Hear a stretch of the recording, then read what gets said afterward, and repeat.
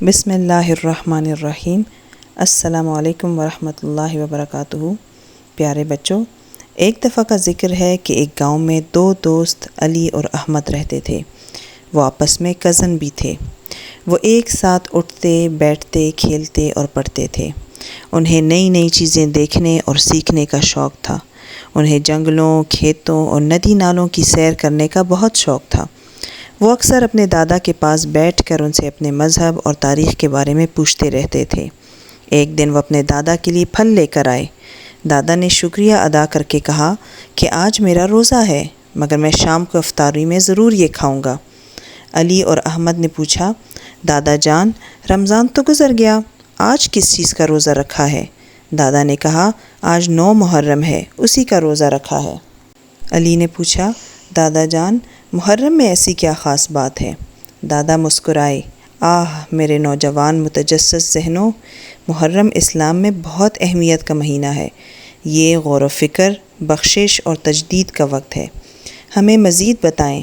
انہوں نے بے تابی سے پوچھا۔ ٹھیک ہے، دادا نے شروع کیا۔ محرم وہ مہینہ ہے جب حضرت ابراہیم علیہ السلام نے اپنے بیٹے حضرت اسماعیل علیہ السلام کے ساتھ کعبہ کی تعمیر کی۔ انہوں نے اللہ کے حکم کی تعمیل کرتے ہوئے ایک مقدس گھر تعمیر کیا۔ سبحان اللہ، بچوں نے کہا۔ ہاں، اور کئی سال بعد دادا نے اپنی بات جاری رکھی۔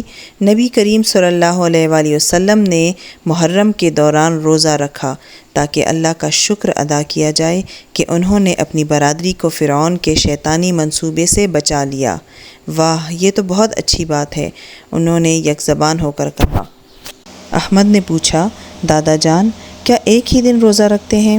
دادا جان نے کہا، نہیں بیٹا، ویسے تو محرم کے پہلے 10 دنوں کے روزوں کا بہت ثواب ہے۔ اگر یہ 10 دن روزہ رکھیں تو پورے سال کے گناہ معاف ہونے تک کا ثواب ہے، لیکن اگر 10 دن نہیں رکھ سکتے تو 9 اور 10 محرم یا پھر 10 اور 11 محرم کا روزہ رکھنا چاہیے۔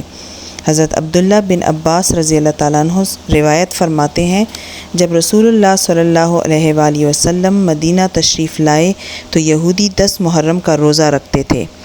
رسول اللہ صلی اللہ علیہ وآلہ وسلم نے دریافت فرمایا کہ ما ھذا، یہ کیا ہے؟ تو انہوں نے بتایا کہ یہ بڑی عظمت والا دن ہے، کیونکہ اس دن اللہ نے حضرت موسیٰ علیہ السلام اور ان کی قوم کو فرعون سے نجات دی تھی۔ تو حضرت موسیٰ علیہ السلام نے اس دن شکر کے طور پر روزہ رکھا تھا۔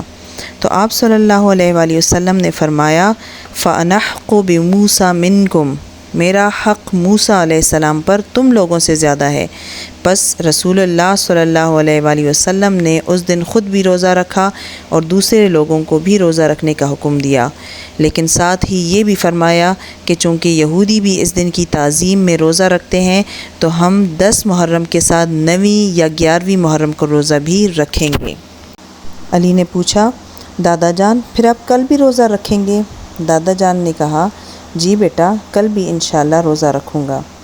علی نے کہا، دادا جان اور بھی بتائیے نا ہمیں محرم کے بارے میں۔ دادا جان مسکرائے اور کہنے لگے، محرم ہی وہ مہینہ ہے جب رسول اللہ صلی اللہ علیہ وآلہ وسلم کے نواسے امام حسین رضی اللہ تعالیٰ عنہ کربلا میں ناانصافی اور ظلم کے خلاف اٹھ کھڑے ہوئے تھے۔ انہوں نے ہمیں جرأت کی اہمیت اور حق کے لیے کھڑے ہونے کا درس دیا۔ بچوں کی آنکھیں جوش سے پھیل گئیں۔ ہم حضرت امام حسین رضی اللہ تعالیٰ عنہ کی طرح بہادر بننا چاہتے ہیں۔ دادا کا چہرہ فخر سے چمک اٹھا۔ یہی اصل روح ہے۔ محرم ہمیں قیمتی سبق سکھاتا ہے، فرمانبردار، شکر گزاری، معافی اور ہمت۔ ان اقدار پر عمل کر کے ہم بہتر مسلمان اور بہتر انسان بن سکتے ہیں۔ بچوں نے سر ہلایا۔ ان کے دل محرم کے خصوصی مہینے کے لیے ایک نئی تعریف سے بھر گئے۔ محرم کی تاریخ اور فضائل ہمیں نبی محمد صلی اللہ علیہ وآلہ وسلم اور امام حسین رضی اللہ تعالیٰ عنہ کی طرح اپنے آپ سے بہتر نمونہ بننے کی ترغیب دیتے ہیں۔ ان اقدار کو اپنانے سے ہم اللہ کے قریب ہو سکتے ہیں اور اپنے ارد گرد کی دنیا میں مثبت اثر ڈال سکتے ہیں۔ پیارے بچوں، کہانی تو آپ نے غور سے سنی ہوگی۔ اب بتائیں کہ یہودی 10 محرم کا روزہ کیوں رکھتے تھے اور ہم کیوں رکھتے ہیں؟